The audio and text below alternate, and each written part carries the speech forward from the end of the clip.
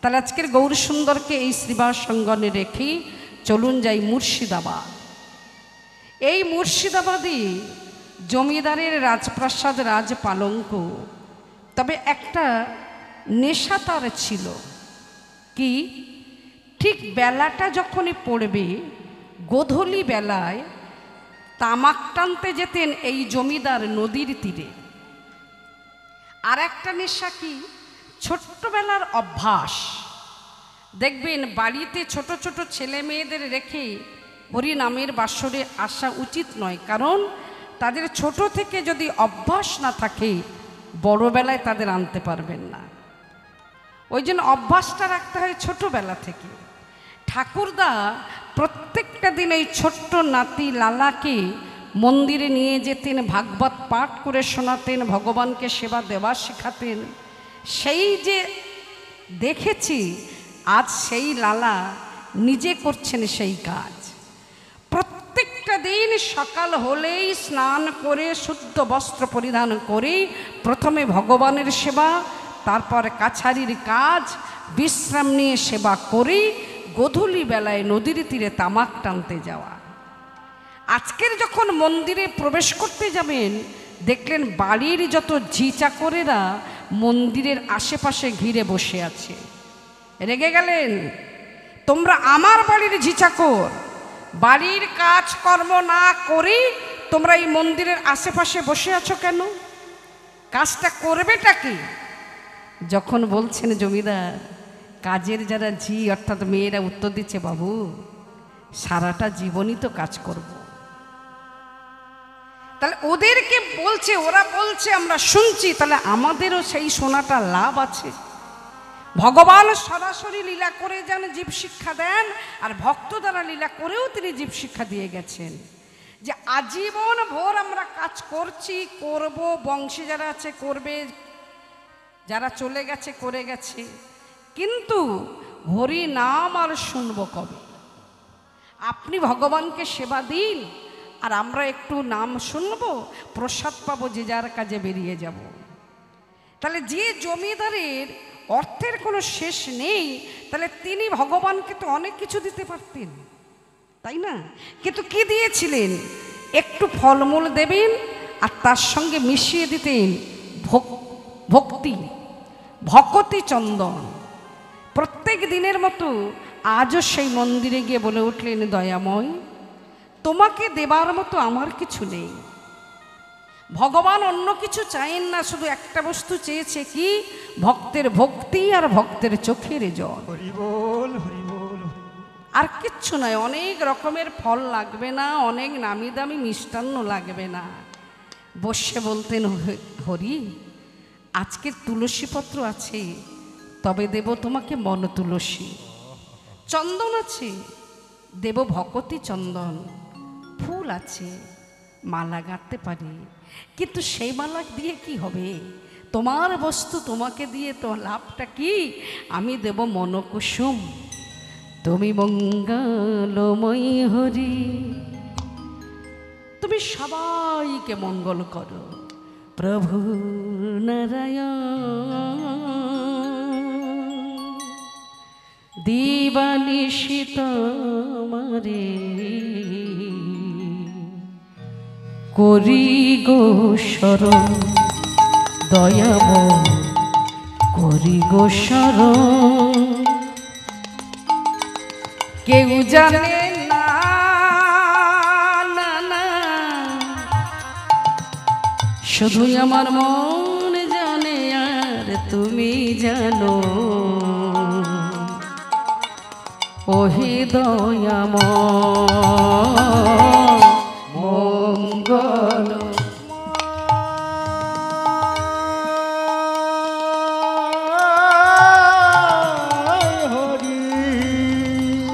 ভগবানের কাছে বসে একটু গাইলে ভগবান খুব খুশি হয়। আমাকে কত নাম শোনাচ্ছে। দয়াময়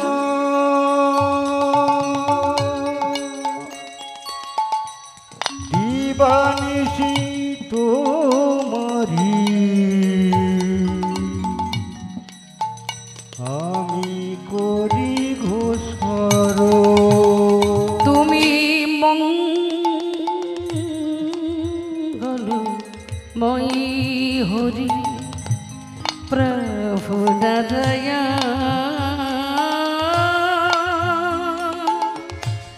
দিবানিশি তোমারি করি গো শরণ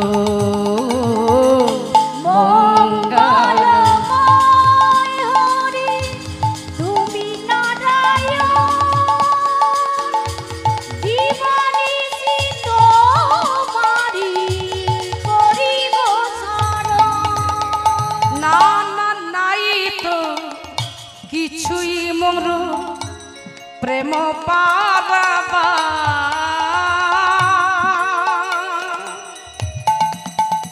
হরি কি দিয়ে পুজিব বল চরণ তোমার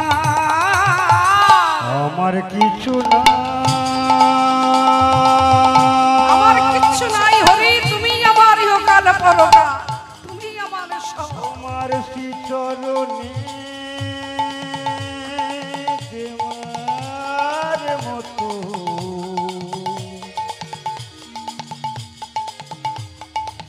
আমার কিছু নাই নাই তো কিছুই মারা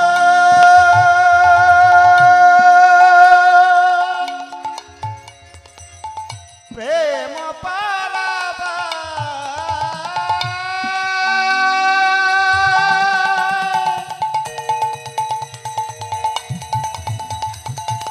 কি দিয়ে বুঝিব হরি চরণ তোমার শুধু কৃপাদানে দাও হরি কত দীনতা মন্দিরে বসে যদি এক মনে একনিষ্ঠভাবে ভগবানকে সেবা না দিই অনেক উপকরণ নিয়ে গিয়ে লাভ কি যত শান্ত পরিবেশ হবে ভগবান তত খুশি হন আহা মন প্রাণ দিয়ে শোনেন চঞ্চল প্রকৃতির মনে ভগবানের সেবা হয় না হরিণীর মতো মন ছুটে বেড়ালে ভগবানের সেবা হবে না তাই বলছেন শুধুই কৃপাদানে দাও হরি তোমার ও দুটি চরণ বিপদনে দাও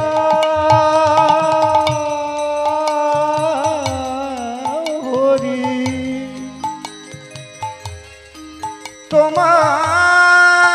তোমার দুটি চরণ দিল তুলসী আর ভকতি চন্দন দিল তুলসিয়ার ভক্তি চন্দন বলে দিল তুলসী আর ভকতি চন্দন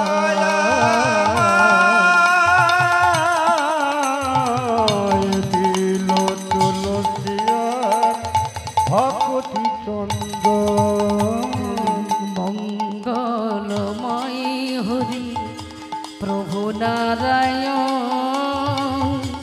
দিবানিশি তোমারি করি গো শরণ আমি করি গো শরণ আমি করি গো শরণ তোমরা প্রসাদ পাও আমি কাছারির কাজে চলে যাই এই জমিদার প্রত্যেকটা দিনের মতো সেই কাজগুলো করেন আর দিনের শেষে বাহকেরা তামাক সাজিয়ে নিয়ে আসেন পালকিতে বসেন নদীর ধারে চলে যান আজও গেছেন ঠিক সময়ে গোধূলি বেলা বাহকেরা যখন নিয়ে গেলেন নদীর তীরে আপন মনে বসলেন ওই নদীর তীরে আর অনাবির সুখে তামাকে টান দিচ্ছেন তামাকের যে একটা সুগন্ধ মৃদুমন্দ বাতাসের সাথে মিশে গেছে সুন্দর ঢেউ তরঙ্গ এদিকে মৃদুমন্দ বাতাস বইছে ঠিক সেই সময় তামাক টানছেন জমিদার লালা আর ঠিক সেই মুহূর্তে একটা 5 বছরের ধোপার মেয়ে সে তার বাবাকে ডাকছে বাবা ও বাবা বাবা বেলা যায় তুমি বাসনায় আগুন ধরিয়ে দাও বেলা যায় এই বেলা যায় কথাটা বলতে বলতে একেবারে জমিদারের সামনে হাজির। তামাকে টান দিচ্ছিলেন জমিদার, যেই শুনলেন বেলা যায় বাসনায় আগুন ধরিয়ে দাও, কথাটা শুনেই তামাকে টান দেওয়া বন্ধ করে দিলেন। মেয়েটা ছোট্ট মেয়ে, সেও জানে না যে আমি জমিদারের কাছে এসে দাঁড়িয়ে পড়েছি। মেয়েটাকে ডাকলেন, এই মেয়ে শোন। হ্যাঁ বাবু, আমাকে কিছু বলবে বাবু? তুই তোর বাবাকে কি বলছিস? ও বাবু, আমি আমার বাবাকেই বললাম, বাবা বেলা যায় তুমি বাসনায় আগুন, কাকে বলবো? তুমি তো জমিদার মানুষ, তুমি কি করে বুঝবে যে বাসনা বলতে কি? কলা গাছের বাসনা গো বাবু, কলা গাছের বাসনা। সেই বাসনাগুলো শুকনো করে রাখা আছে, আর আমাদের কাজ হলো বাবুদের বাড়ির জামা কাপড় কেচে পরিষ্কার করে দেওয়া। তাই আগুন ধরাতে হবে, খার জল তৈরি করতে হবে। এখনকার মতো এত উন্নত তো ছিল না, ওই খার জলেই জামা কাপড় পরিষ্কার করতে হতো। তাই বললাম, বাবা বেলা যায় তুমি বাসনায় আগুন ধরিয়ে দাও। একটা কথা, বেলা যায় বাসনায় আগুন ধরিয়ে দাও। চলে যেতেই লালা চিন্তা করলেন, এ তো বলে গেল কলা গাছের বাসনা, আমারও তো একটা বাসনা আছে, মনের বাসনা। শুধু জমিদারের নয়, প্রত্যেক জনারই আছে মনের বাসনা। সূর্যদেব উঠবে আগামীকাল, সন্ধ্যা হয়ে গেল, কিন্তু আমার এই মনের বাসনায় আমি আগুন ধরাবো কবে? পালকি তোর। যখনই বাহকেরা পালকি নিয়ে এসে দাঁড়ালেন, জমিদার লালা উঠলেন, চলেছেন তার রাজপ্রাসাদে। প্রাসাদের সামনে নামলেন, নিজের শয়ন কক্ষে গিয়ে গেলেন। দুধের ফেনার বিছানা যা, যেই শয়ন কক্ষের কাছে এসে দাঁড়ালেন, অর্থাৎ বিছানার পাশে, অমনি দেখলেন বাড়ির একটা কাজের মেয়ে জমিদারের বিছানায় নিশ্চিন্তে ঘুমাচ্ছে।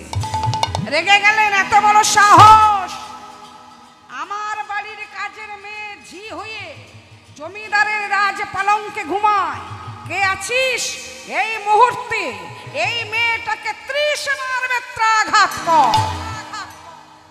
30 বার হিসাব করে 30 বার যখন তাকে বেত্রাঘাত করা হলো, মেয়েটি তখন হাসছে। একবারও বলছে না যে আমার ব্যথা লাগে, আমার কষ্ট হচ্ছে, তোমরা আমাকে মেরো না, আমার ভুল হয়ে গেছে, আমি আর ঘুমাবো না, এই কথাটা নয়। যতবার মেরেছে ততবারই মেয়েটি হাসছে। আর যখন প্রহার বন্ধ করা হয়ে গেল, মেয়েটির দুটি নয়ন থেকে অবিরত অশ্রুর ধারা বয়ে চলেছে। অবাক জমিদার অবাক হয়ে গেলেন, এই মেয়ে শোন, তোকে যখন প্রহার করা হলো তখন তুই হাসলি, আর প্রহার বন্ধ করার পরে তুই কাঁদলি কেন?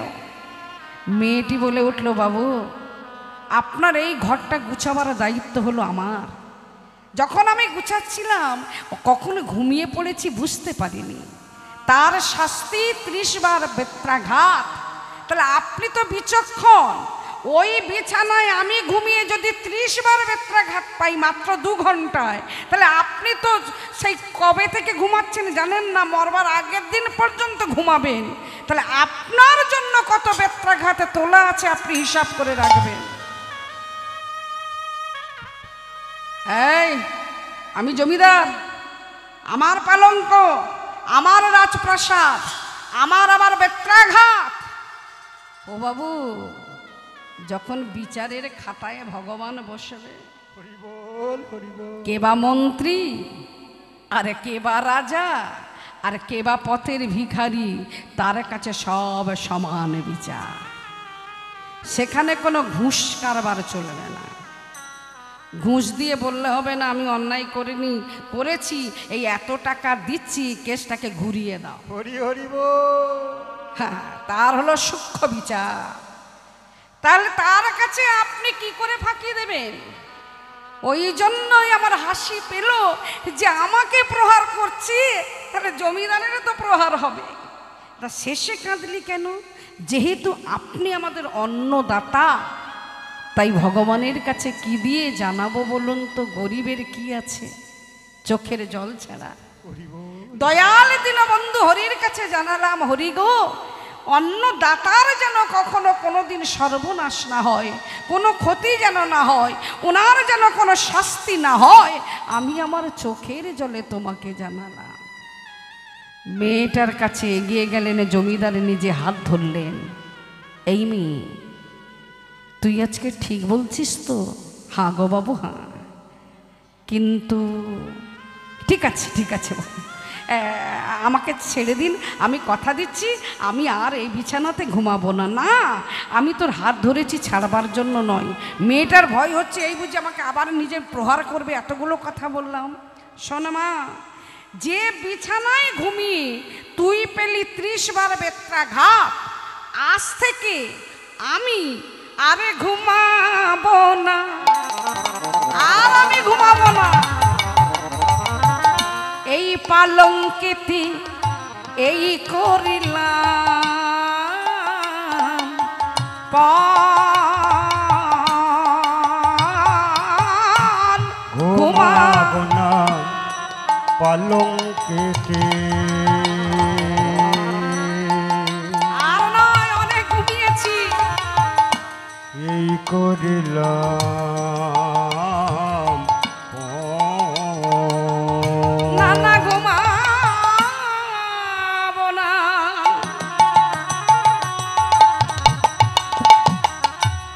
এই পালঙ্কিতি এই করিলাম পান, ঘুমাবো না, আর ঘুমাবো না। পালঙ্কেতে এই করিলাম দাঁড়াও দাঁড়াও দাঁড়াও, তুমি কি ভেবেছো আমি তোমাকে লক্ষ্য করিনি? কে কথাটা বললেন? জমিদারের স্ত্রী, যার নাম হলো বাবা কাত্তায়ন। পাশে দাঁড়িয়ে বললেন, আমি সব দেখেছি, সব শুনেছি। বাড়ির একটা কাজের মেয়ের তুমি হাত ধরলে, প্রতিজ্ঞা করলে এই রাজ পালঙ্কে তুমি আর ঘুমাবে না। তাহলে তোমার এই প্রতিজ্ঞাটা কদিন? একদিন, দুদিন, 3 দিন? মেয়েটার হাত ছেড়ে দিয়ে নিজের স্ত্রীর দিকে এগিয়ে গিয়ে বলে উঠলেন, কাত্তায়নী, আমি ততদিনই ঘুমাবো না। কতদিন? আমার এ দেহেতে এই প্রাণ থাকবে যতদিন। আমার দেহেতে এই প্রাণ থাকবে যতদিন। আমার দেহেতে এই প্রাণ থাকবে যতদিন। আমার দেহেতে এই প্রাণ থাকবে যতদিন। না না, ঘুমাবো না পালঙ্কেতি। না আমি অনেক ঘুমিয়েছি, ঘুমাবো না আর ঘুমাবো না। পালঙ্কেতে। বলেন ঘুমাবো না পালঙ্কেতি। ঘুমাবো না পালঙ্কেতে। এই প্রতিজ্ঞা করলাম আমি, ঘুমাবো না পালঙ্কেতি। এই প্রতিজ্ঞায় করলাম আমি, ঘুমাবো না পালঙ্কেতে। বলেন এই প্রতিজ্ঞা করলাম আমি, আমার এ দেহেতে প্রাণ থাকবে যতদিন। এই প্রতিজ্ঞায় করলাম আমি, এ দেহে প্রাণ থাকবে যতদিন। এই প্রতিজ্ঞায় করলাম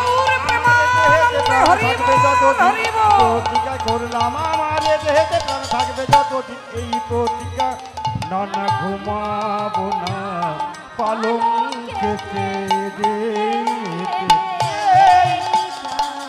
থাকবে যতদিন আমার এই প্রাণ থাকবে যতদিন।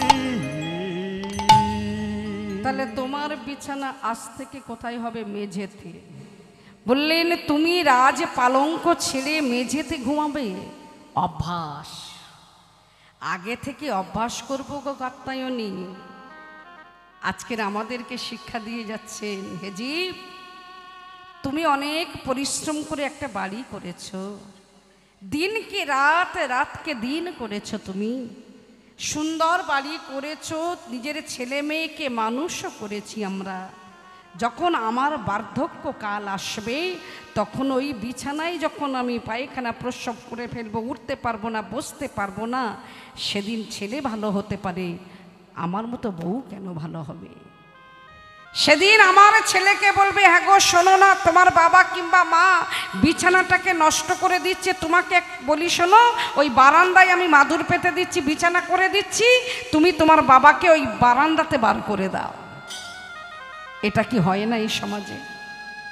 ভুরি ভুরি হয়, ভুরি ভুরি। দেখবেন কেউ যদি জোর করে পালঙ্ক থেকে মেঝেতে নামান, তার মতো দুঃখ কষ্ট আমার মনে হয় আর অন্য কিছুতে নেই। যেটা আমার নিজের চোখে দেখা, আমি অনেক দেখার পরেও যেটা আমার আজও অন্তরটাকে কাঁদায়, নিজের জ্যাঠাবাবু উষা কোম্পানিতে কাজ করতেন, দোতলা বাড়ি, বেঁচে রয়েছেন, সুস্থ আছেন। বড় ছেলের বউ বলল, খাটে থাকবে কেন, বারান্দায় বার করো। খাটের গদি ছিল না, কয়েকটাই মোটা কিছু দিয়ে বড় মা রেখে দিতেন। যেদিন নামিয়ে দিলেন সেই দিন আমি গেলাম, তার আগে নামানো হয়ে গেছে। সেদিন হাত দুটো ধরে বলেছিল, খুকি রে, আমি অনেক কষ্টে বাড়ি করেছিলাম, আমাকে আজকের বার করে দিল এরা। মাত্র 2 দিন ছিলেন, তারপরে তৃতীয় রাত আসতেই তিনি মারা গেলেন। এ যে কি বেদনা, যে কত কষ্ট, যাকে এইভাবে নামানো হয় সেই জানে, আর ভগবান জানে।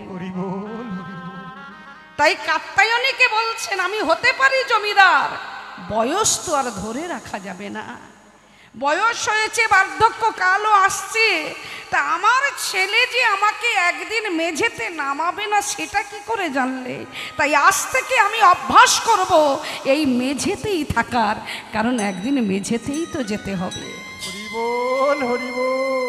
জমিদারের মন আর নিজের সংসারে নেই, রাজকার্যে নেই। সেই দিন থেকে ওই যে মেয়েটার কথা, বেলা যায় বাসনায় আগুন ধরিয়ে দাও, সেই বারবার যেন অন্তরটাকে বলতে চাইছে, লালা তোমার জীবনের বেলা বয়ে যায়, তোমার বাসনায় আগুন ধরাবে কবে?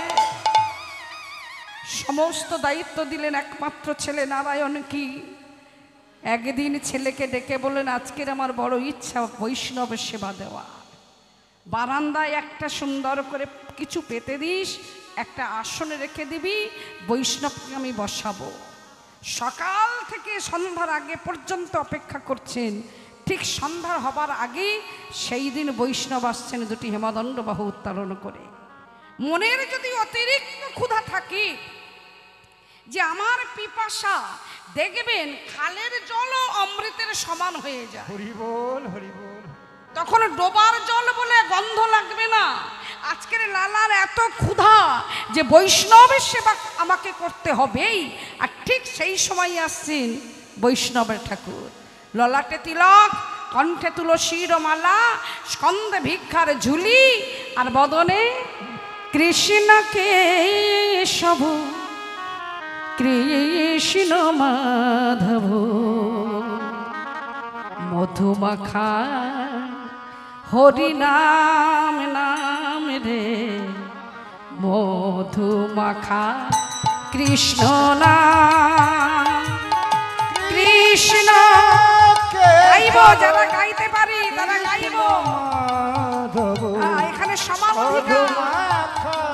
হরি নাম নাম রে, মধুমাখা কৃষ্ণ নাম। আহা জপরে জপরে জপরে রাসনা, জপরে জপরে জপরে রসনা। এই নাম জপরে জপরে রাসনা, এই নাম জপরে জপরে রসনা। মধুমাখা হরি নাম নাম রে, নাম গো মধুমাখা কৃষ্ণ নাম, কৃষ্ণ কেশব সব কৃষ্ণ মাধব মধুমাখা হরিনাম নাম রে মধুমাখা কৃষ্ণ নাম। একবার উলুধ্বনি মা বৈষ্ণবের আগমন, অনেক ভাগ্যের ফলে বৈষ্ণবের হয় আগমন। হরিনাম নাম রে মধুমাখা কৃষ্ণ নাম। বলেন এই নাম জপ ভোল আপনারি দূরে যা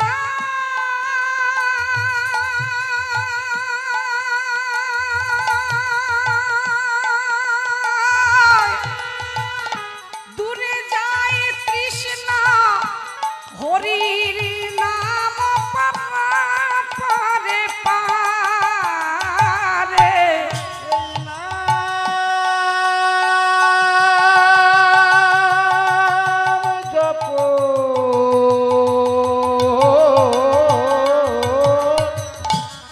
বলো আপনারে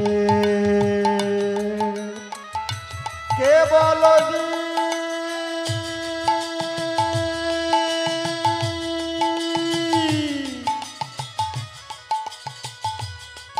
আমার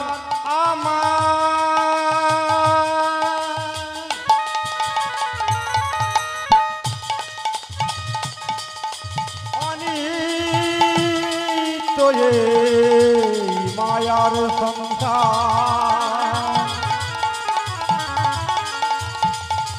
বলো বলো তুমি বাঁকা আমি বাঁকা নয়ন বন্ধ করে দেখো সবই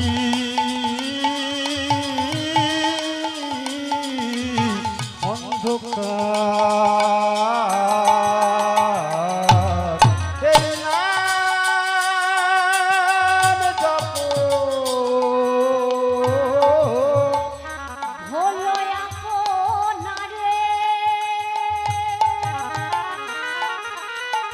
দূরে যায় প্রেম পারে অন্তর যেন কৃষ্ণ নামেতে অন্তর কৃষ্ণ নামে ও তার অন্তর যেন কৃষ্ণ প্রেমেতে অন্তর যেন কৃষ্ণ প্রেমে আনন্দে হয় ব্রজধাম ব্রজধাম।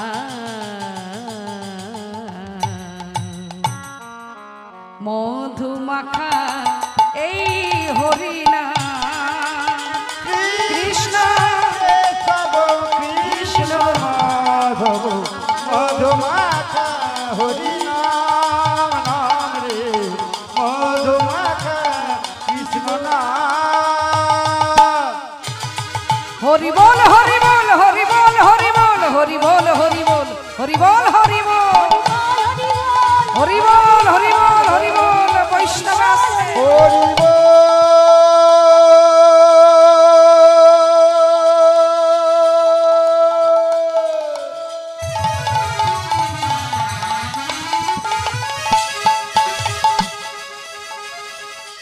হরি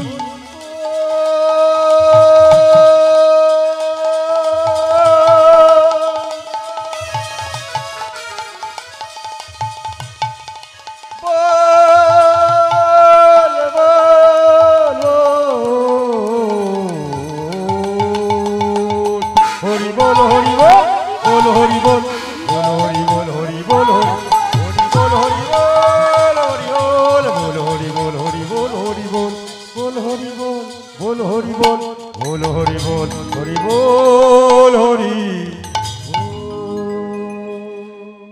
একটা প্রবাদ বাক্য আছে বাবা, যেখানেই বাঘের ভয় সেখানেই সন্ধ্যা হয়। ঠিক তাই হলো বৈষ্ণবের ভাগ্যে। এই সময়টা আজকের এলেন কেন? বৈষ্ণব ঠাকুর দুপুর বেলায় যাবেন, কিন্তু ঠিক সন্ধ্যা হবার আগে আসার উদ্দেশ্য হলো আজকের তিনি অন্য কোনো জায়গায় মাধুকরী করতে যাননি। তিনি চিন্তা ভাবনা করেই এসেছেন যে জমিদারের বাড়িতে যাব, আর গিয়ে একটু চাল ডাল বেশি না পাই অল্প নিলেই তো আমার যথেষ্ট, একটু ওখান থেকেই ভিক্ষা করে নিয়ে চলে আসব। তাহলে জমিদারের সঙ্গে দেখা হবে না, কারণ এই সময় জমিদার থাকে নদীর তীরে। আর যেই জমিদারকে দেখতে পেয়েছেন বারান্দাতে বসে আছেন, বৈষ্ণব ঠাকুর ভয়েই উল্টো দিকে চলে যাচ্ছেন। সঙ্গে সঙ্গে ডাকলেন, বৈষ্ণব ঠাকুর আগে আসুন। আজকের আমার মনের বড় অভিলাষ, আমি বৈষ্ণবকে সেবা দেব। আপনি আমাকে দেখে দূরে সরে যাচ্ছেন কেন? আপনার জন্য আমি আসনে রেখেছি, বসুন। বৈষ্ণব বসলেন বটে, বাবা ভয়ও হচ্ছে, কিছু না কেউ বলে, কিছু না কিছু বলে। যেই বসলেন বলে উঠলেন, আচ্ছা বৈষ্ণব ঠাকুর, আপনার এই যে ভিক্ষা, ঝড় হোক বৃষ্টি হোক রৌদ্র হোক যাই হোক আপনাকে ভিক্ষা যেতে হয়। হ্যাঁ, তা আপনার এই ভিক্ষা করে সংসারে যে দেন, প্রত্যেক দিনই কি এইভাবেই আপনাকে যেতে আসতে হয়? বলে, ও বাবু, আমার সংসারের জন্য ভিক্ষা নয়, আমার ভিক্ষা গিরিধারী লাল শ্রীকৃষ্ণকে সেবা দেওয়া। বাহ বাহ বাহ, খুব ভালো, খুব ভালো। তাহলে এটা কলিযুগ। আজকের আপনি ভিক্ষা পাবেন, এমন একটা দিন আসবে যেদিন কলির জীব আর ভিখারিকে ভিক্ষা দেবেই না। তাহলে সেদিন আপনি কি করবেন? বলেন, ভগবান যা করবেন তাই হবে। তাহলে এক কাজ করুন, এখনো আমি জমিদারিতে আছি, তাই আপনার গিরিধারীলাল শ্রীকৃষ্ণের সেবার জন্য যদি আমি পাকা বন্দোবস্ত করে দিই, আপনি কি তা গ্রহণ করবেন? আমার গিরিধারীলাল, এই কথাটা আপনি বলবেন না। ভগবান কারোর কেনা সম্পত্তি নয়, ভগবান সবার। যে হয় আমার, আমি হই তার। যে আমারে না চায়, আমি তারে না চাই। তাহলে আপনি ভগবানকে দেবেন, আমি নেব না, তাই কখনো হয়? কে আছিস, এই বৈষ্ণবকে এক থলি সোনা ধরিয়ে দে। ওরে বাবা, এক থলি? ঠিক আছে, তাই দিন। যেই এক থলি সোনা বাবা দেওয়া হয়েছে, বৈষ্ণব ঠাকুর একবার বাম হাত, একবার ডান হাত, একবার বাম হাত, একবার ডান হাত। বললেন, বাবু আপনি তাহলে আমাকে দিয়েছেন এক থলি সোনা, এবার আমি আসি। যেই না বৈষ্ণব ঠাকুর চলে যাচ্ছেন, এতটাই জমিদার চতুর, বলে উঠলেন গুপ্তচরদের যে ওই বৈষ্ণবকে তোরা একটু লক্ষ্য রাখিস। আমি যে ওকে এক থলি সোনা দিলাম গিরিধারীলাল শ্রীকৃষ্ণকে সেবা দেবার জন্য, আদৌ কি ওর ঘরে ভগবান আছে কিনা একবার দেখে আসি। কারণ কলিযুগে ভণ্ড বৈষ্ণবের অভাব নেই, তাই তো? বৈষ্ণবের বেশে আসবেন আপনারা, আমরা খুব যত্ন আপ্যায়ন করব, তারপরে ঘর ফাঁকা করে দিয়ে বলো হরি হরি বলো বলো হয়ে যাবে। সেইরূপ বৈষ্ণব কলিযুগের অভাব নাই। গুপ্তচরও চলেছেন, বৈষ্ণব ঠাকুরও চলেছেন। নদীর ধার দিয়ে যেতে যেতে এমন সময় বৈষ্ণবের কি মনে হলো যে এত অর্থ নিয়ে যাচ্ছি, দেখি তোমার ভগবানকে মনে আছে কিনা। সন্ধ্যা হয়ে গেছে তো, দেখি না আমার ভগবানকে আমি ডাকতে পারি কিনা। ওই একতলি সোনা নিয়ে এবার মাথায়, যেই মাথায় তুলেছি, গুপ্তচরেরা বলে উঠলেন, ভণ্ড, প্রতারক, মিথ্যাবাদী, বৈষ্ণবের কুলাঙ্গার। নিজেদের মধ্যে বলাবলি হচ্ছে, দেখ দেখ, পরমে বৈষ্ণবে যদি হবি, একতলি সোনাকে কেউ এইভাবে আদর করে? আবার বক্ষে চেপে ধরেছেন, চেপে ধরে বলছেন, হরি তোমাকে ডাকতে পারবো তো? ভজ গোবিন্দম ভজ গোবিন্দ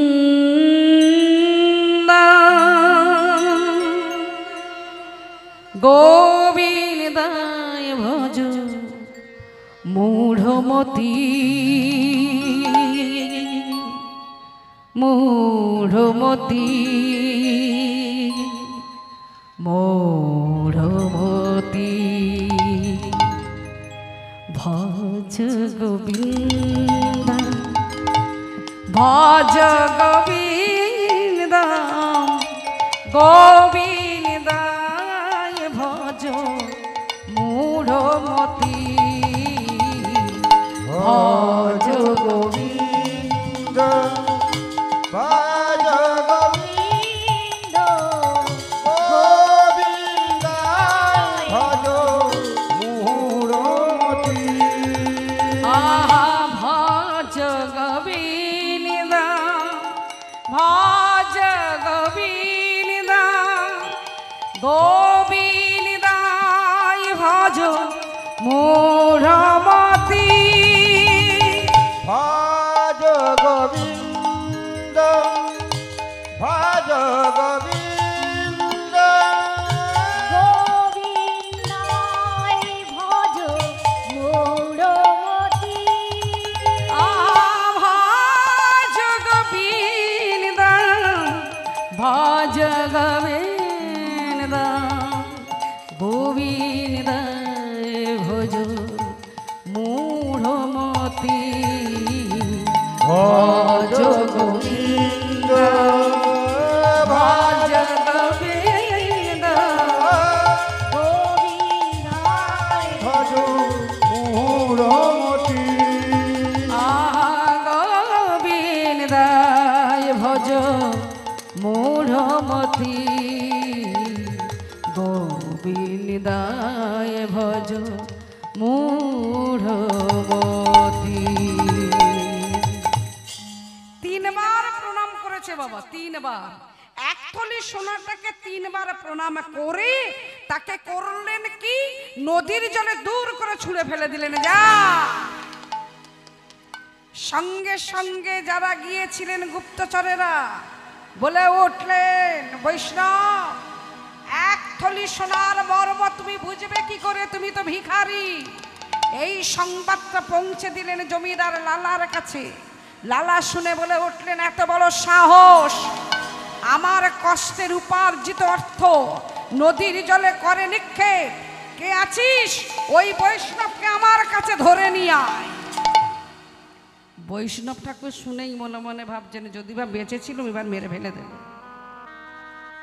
কেন, যদি আজকের গেলাম বড় লোকের বাড়িতে, রাজ বাড়িতে গিয়ে যে কি ভুল করেছি। যখন কাছে এসেছেন বলে উঠলেন, বসুন। হ্যাঁ বাবু, আমি বসলাম। আপনাকে আমি যা যা প্রশ্ন করব ঠিক ঠিক উত্তর দেবেন। বললেন, বলুন। আপনার গিরিধারী লাল শ্রীকৃষ্ণকে সেবা দেবার জন্য আমি কি দিয়েছিলাম? এক থলি সোনা। এক থলি সোনা নিয়ে আপনি কি করলেন? বাবু, নদীর ধার দিয়ে যাচ্ছিলাম, বিবেক আমাকে বাধা দিল। ওরে বৈষ্ণব, সারাদিন যখন গ্রামে গ্রামে নগরে নগরে ভিক্ষা করে নিয়ে এসে ক্লান্ত শরীরে রন্ধন করে আমার কাছে এসে বলিস, দয়াময় আজ বড় দেরি হয়ে গেল, বড় দেরি হয়ে গেল ঠাকুর। ভিখারি ভিক্ষা করতে গিয়েছি, কেউ দিয়েছে কেউ দেয়নি, তুমি নাও ঠাকুর, প্রেমের ঠাকুর আমার, তোমাকে দেব, আমার কি আছে বলো। চোখের জলে বুক ভাসি যখন আমাকে সেবা দিস আমি বড় খুশি হই, কিন্তু এত অর্থ নিয়ে যখন বাড়িতে ফিরবি, অর্থ হলেই আসবে অহংকার। সেই অহংকারে তুই যখন আমাকে সেবা দিবি, আমি কি তা গ্রহণ করতে পারি? আমি তো অহংকার বস্তু ভালোবাসি না। আমি কি চাই, বিদুরের ক্ষুধা যেমন, তোর ভিক্ষার অন্ন তেমন। ভিখারি ওরে ভিখারি,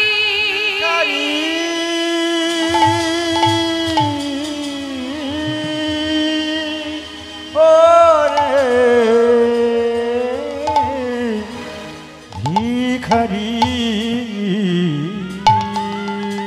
ওমা, এই কথাটা কেন বললেন? বিদুরের ক্ষুধা যেমন।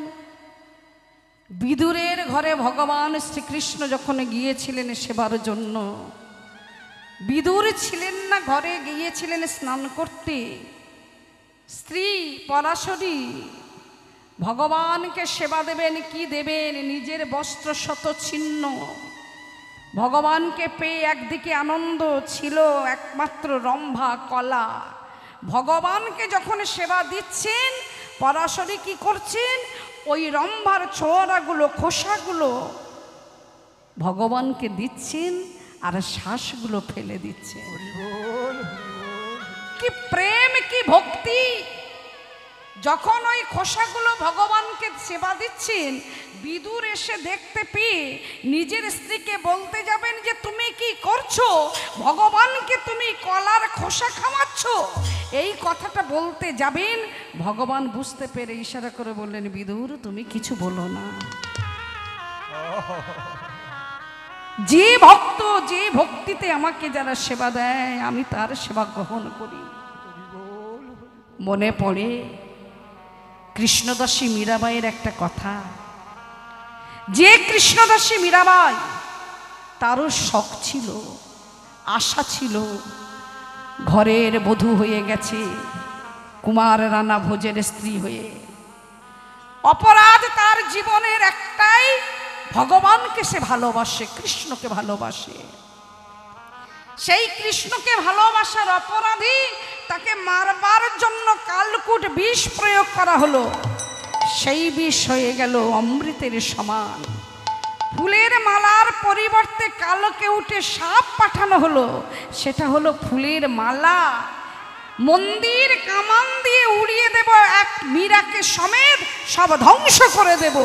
একটা মন্দিরের ইট খসাতে পারেননি, সব ছেড়ে দিয়ে যখন চলে যাচ্ছি, তখন জগৎকে বলেছিলেন, হে জগৎবাসী, একটাই কথা বলে যাব, বিনা প্রেম সে নাহি মিলে নন্দলালা। প্রেম ভক্তি যদি না থাকি, তাহলে কখনো নন্দলালাকে পাওয়া যায় না। উনি অহংকারের ঠাকুর নয়, কাঙালের ঠাকুর। ওই জন্য হরিবাসরে এসে আমরা যে দুটি হাত তুলি, কেন তুলি? নিজেকে সঁপে দিই, আত্ম অহংকারটাকে ত্যাগ করা হয় যখন দুটো হাত ওঠে ওপরের দিকে। আমার আমিত্ব যতক্ষণ না ত্যাগ করা হয়, ততক্ষণ তিনি কখনো কৃপার হাতটা বাড়িয়ে দেন না। অহংকার কখন কোন সময় কার মধ্যে প্রবেশ করবে সেটা আমরা কেউ জানি না। আজকের বলছেন, বিদুরের ক্ষুধা যেমন, তোর ভিক্ষার অন্ন তেমন। ও বাবু, তাই আমি কি করলাম জানেন বাবু? আপনার দেওয়া একটলি সোনা আমি নদীর জলে সব ফেলে দিয়েছি। জমিদার হাসলে, আমি তো এটাই চেয়েছিলাম, আমি তো পরীক্ষা করবার জন্যই তো দিয়েছিলাম এক থলি সোনা, আমি কি ভোগ করতে দিয়েছিলাম? এই কলিযুগে আমি চিনে নিতে চেয়েছিলাম। ওই যে শাস্ত্রে বলে গেছেন, ত্রিনাদ শুনেছে না তরি বসাহিষ্ণু না অমানি না মানদেন কীর্তনীয় সদাই হরি। ঘাসের থেকেও মাথা নিচু যার, বটবৃক্ষে গাছের যেমন আমরা আঘাত করি, তার ছায়ায় বসি, তার পাতা ছিঁড়ে ছিঁড়ে ফেলে দিই, সে যেমন প্রতিবাদ করে না। একটা বৈষ্ণবের সহ্য ক্ষমতা একটা গাছের থেকেও বেশি। অমানি না মানদেন, তুমি আমাকে মান দাও না দাও, সম্মান দিলে কি না দিলে, আমাকে দেখে ব্যঙ্গ করলে কি না করলে, আমি নিজে নিরভিমান হয়ে তোমাকে সম্মান দিয়ে যাব। ললাটে তিলক, কণ্ঠে তুলসীর মালা, স্কন্দে ভিক্ষার ঝুলি, অঙ্গে নামা বলি, আর বদনে সদাই নামের বলি। কি সহিষ্ণুতা! আজকের আপনাকে দেখে মনে হলো প্রকৃত বৈষ্ণবকে আমি সেবা দিয়েছি। তবে আপনি কি চেয়েছিলেন? চাল ডাল। আমি আপনাকে দেব। দুটো প্রশ্নের উত্তর আমি যদি পাই, বলুন। প্রথম প্রশ্ন হলো, আমার যে এত সম্পত্তি, আমি যেদিন মরে যাব আমার সঙ্গে কত সম্পত্তি যাবে? বলে, এটা তো অজানার কিছু নেই, সবাই জানে 3.5 হাত জায়গা বরাদ্দ করে রেখে দিয়েছে। সে যেই হোক, আর কত অর্থ আমার সঙ্গে যাবে? বললেন, বাবু যেদিন আপনি থাকবেন না ভবের সংসারী, সবার সঙ্গে যা অর্থ যায়, মৃদঙ্গ করতাল বাজবে আর বলবে বলো হরি বল হরি, বলো হরি হরি বল হরি, বলো হরি। হরি বল হরি। আর কি যাবে হরে কৃষ্ণ কৃষ্ণ। এইবার লালার মাথাটা নিচু হয়ে গেল, আর মাথাটা উঁচু করলেন না, নয়ন থেকে শুধু টপ টপ করে বাড়ি ঝরছে। কৃষ্ণ কৃষ্ণ হরে হরে, হরে রাম রাম রাম হরে হরে, হরে কৃষ্ণ। সবকে গাইব, মরে গেলে তো গাইতে পারবো না, আজকে দিনটাই খেয়ে নি, হরে যদি আমার ভাগ্যে আর গাওয়া না হয়। হরে রাম রাম রাম হরে হরে, হরে কৃষ্ণ কৃষ্ণ।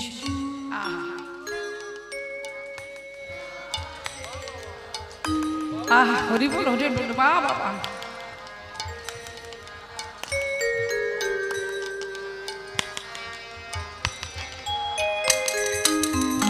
হরে কৃষ্ণ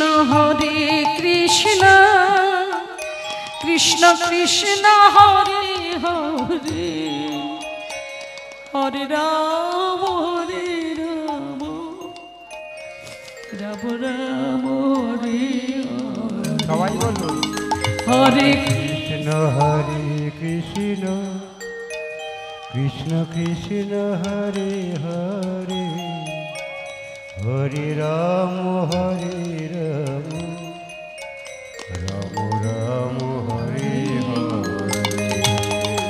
হরে কৃষ্ণ কৃষ্ণ কৃষ্ণ হরে হরে, হরে রাম রাম রাম হরে হরে, হরে কৃষ্ণ কৃষ্ণ কৃষ্ণ কৃষ্ণ হরে হরে, হরি বল রাম রাম হরে হরে। সবার ভাগ্যে এই হরি নামই যাবে গো, আর কিছু যাবে না। কিসের অহংকার। ধীরে ধীরে লালা করলেন কি, এক মুষ্টি চাল ডাল ভিক্ষা দিলেন। বৈষ্ণব ঠাকুর যাবার সময় বলে যাচ্ছেন, বাবু কি আর বলে যাব আপনাকে, কৃষ্ণ কৃপা করুন। চলে গেলেন বৈষ্ণব ঠাকুর।